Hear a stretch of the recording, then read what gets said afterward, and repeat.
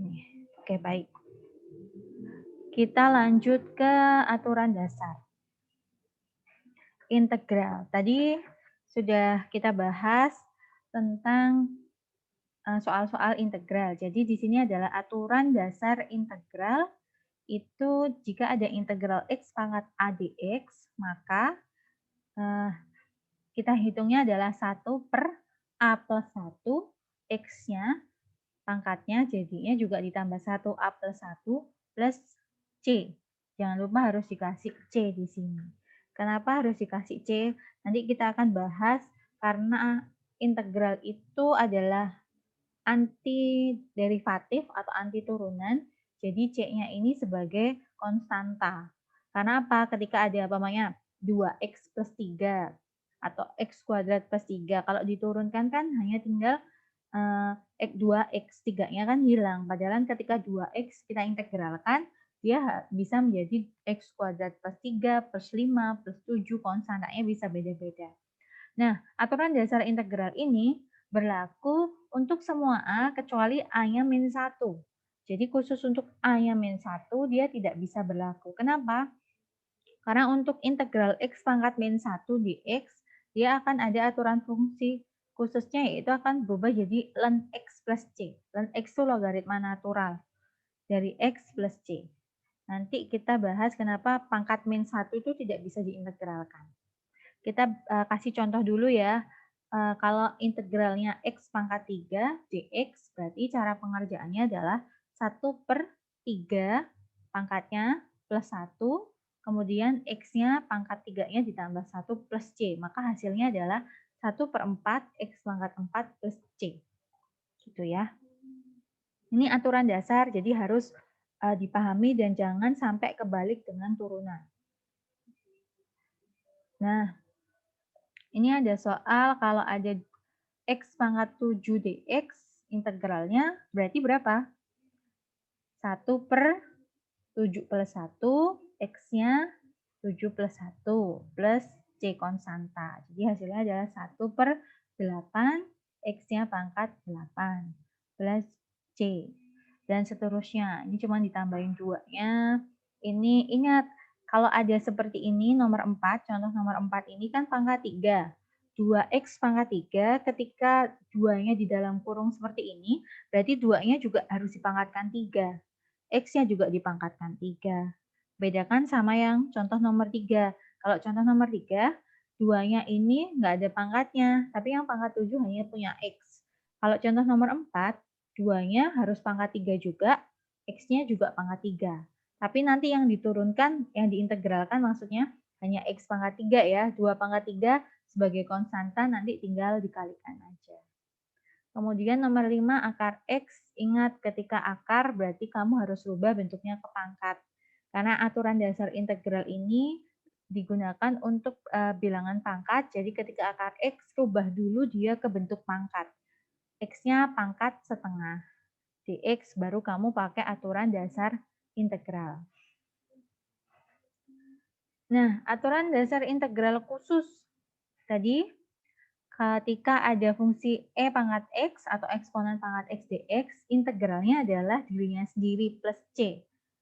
Begitu pula dengan turunannya. Ya, turunan e pangkat x itu tetap dirinya sendiri yaitu e pangkat x. Ini khusus e pangkat x ya, ketika dia berubah e pangkat 2x, e pangkat 3x, nanti menyesuaikan. Yang penting e pangkat x atau e pangkat u, du itu adalah integralnya dia sendiri yaitu e pangkat u. Kemudian ada lagi, bedakan dengan yang ini, integral a pangkat x dx. A di sini bukan sama dengan e ya. E di sini adalah bilangan Euler atau eksponensial itu. Kalau a di sini bisa diganti berapapun. Jadi makanya di sini dibilangnya a tidak sama dengan 1 dan a harus lebih besar dari 0. Jadi pamannya ini 3 pangkat x dx berarti ini 3x ln a. Jadi a-nya ini adalah bilangan. Kalau di sini nggak bisa dirubah, tetap e. Contohnya yang ini ya, nomor 6. Kalau ada integral 3 pangkat x dx, maka nilainya adalah 3x per ln 3 plus c. Langsung dimasukkan aja. Ini sudah ada aturannya seperti ini, khusus. Nah, kemudian ada substitusi integral.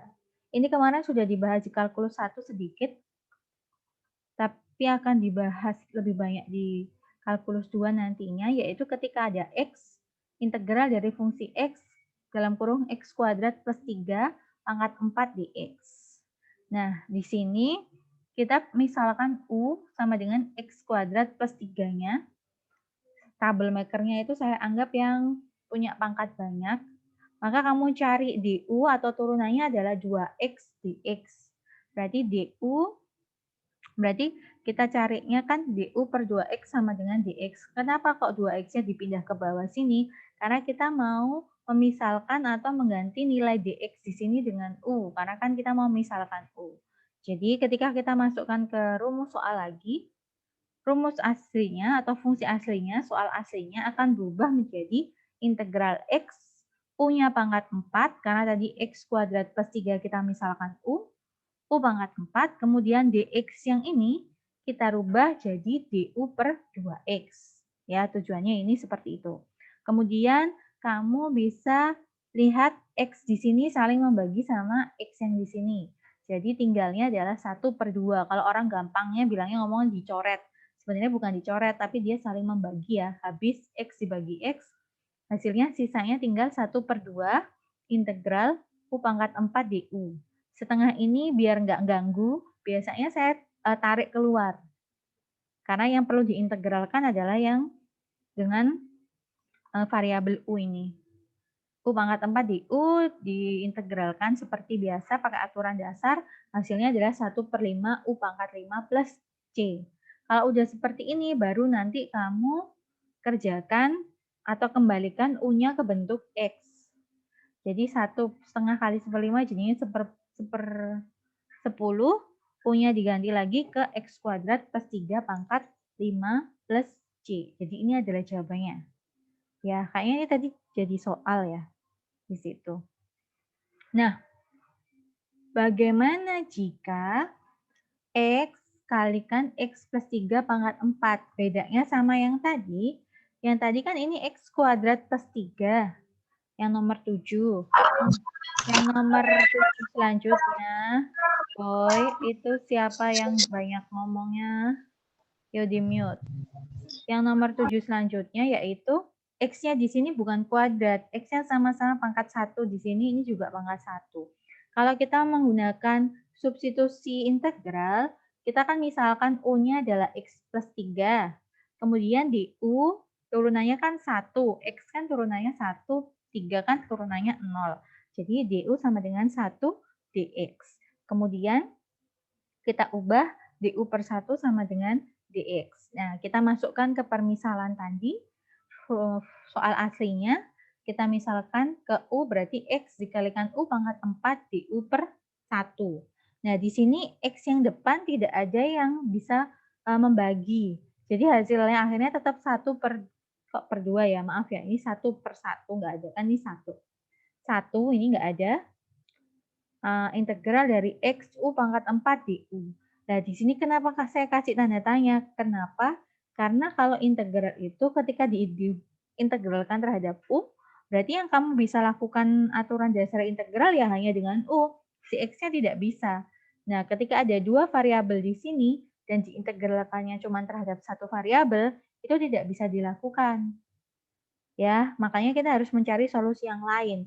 Nanti ketika kalian ada integral lipat 2, baru nanti ada dua variabel dan dua pengintegralan di sini, nanti integralnya lipatnya ada 2 kali di sini. Kalau selama integralnya lipat 1, dia harus diintegralkan hanya terhadap yang di ini, di U-nya atau dx-nya. Karena ini ada dua variabel, maka tidak bisa dikerjakan dengan aturan dasar integral. Solusinya adalah, kita cek di bawah ini, dengan menggunakan integral parsial. Jadi kita ada satu solusi pakai integral parsial, itu dengan cara memisalkan soalnya itu menjadi integral U dan dv kali dv. Maka hasilnya adalah kalian mencarikan U dikalikan V dikurangi integral V dikalikan du. Nah, contoh yang nomor 7 tadi, U-nya adalah X. dv-nya adalah X plus 3 pangkat 4 dx. Jadi ini sudah sesuai dengan rumusnya ya, punya integral U kalikan dV. Maka kita bisa pakai rumus yang ini, rumus integral parsial. Kita cek dulu tapi kita butuh U, U-nya sudah ketemu X. Tapi DU di sini kita harus cari dulu, DU berarti 1 dx. Kemudian kita punyanya dv, tapi kita butuh v. Berarti kita dari dv sama dengan x plus 3 pangkat 4 dx. Kalau butuh v berarti kan harus diintegralkan. Jadi integral dari dv yaitu ketemunya 1/5 x plus 3 pangkat 5. Nah, semua komponen ini kita sudah punya nih. Nah, kalau semua komponennya sudah punya, maka kita tinggal masukkan ke rumusnya. Ini tadi komponen yang kita punya udah dihitung semuanya, dimasukkan ke rumus. U berarti X, V-nya kita ketemu 1/5 X plus 3 pangkat 5, dikurangi integral dari V, dikalikan DU, DU-nya kan 1 dx. Nah, ini berarti kita hitung 1/5 X plus 3-nya pangkat 5, dikurangi 1/5, ini kita integralkan 1/6, 1/5-nya saya taruh luar ya. 1/5 yang ini taruh luar. Jadi 1/6 ini adalah integral dari X plus 3 pangkat 5. 1/6 X plus 3-nya pangkat 6. Nah, sudah selesai? Sudah. Tapi alangkah baiknya kalau ini kamu lanjutkan menjadi bentuk yang lebih sederhana. Kan ini 1/5 sama 1/5 sama. X pangkat 3-nya pangkat 5, satunya X plus 3-nya pangkat 6. Kamu bisa keluarkan pakai sifat distributif, kebalikan dari sifat distributif ya. Nah, bagaimana caranya ini? Ubah ke bentuk yang paling sederhana. Jadi, kamu ubah dulu, kamu cari yang sama, yang benar-benar sama yang mana, yaitu ini. 1/5 X plus 3 pangkat 5 di sini kan ada. Di suku kedua juga ada 1/5 X plus 3 pangkat 5. Karena ini pangkatnya 6, berarti kan masih sisa X plus 3 pangkat 1 di sini. Nah, sudah yang sama kamu kumpulkan di depan, kemudian yang di sini sisanya X, berarti dikurangi 1/6 X plus 3. Nih, X dikurangi 1/6 X plus 3. Kemudian karena yang depan hanya perkalian, berarti yang harus kamu rubah lagi yang belakang, yaitu kamu rubah ini 1/6 X plus 3/6. Nah, kemudian X dikurangi 1/6 X berarti jawabannya adalah 5/6 X min 3/6. Nah, jawaban akhirnya harus seperti ini. Jadi nanti kalau ada pengerjaan soal integral, parsial, kamu jangan hanya menuliskan di ini aja. Ubah dulu ke jawaban yang paling akhir. Gitu ya. Jadi diingat-ingat, ubah ke bentuk yang paling sederhana. Ini untuk integral parsial. Ini rumusnya, jangan lupa integral U kalikan dV sama dengan U kalikan V min integral V du. Ini yang harus diingat-ingat. Kemudian ada 3 contoh soal yang bisa kalian kerjakan. Ini 1, 2, 3, ini pakai integral parsial. Nah, nomor 10 nanti itu ada namanya integral parsial berulang. Nah, nanti kita cek nomor 10 itu parsial berulangnya di mana. Baik.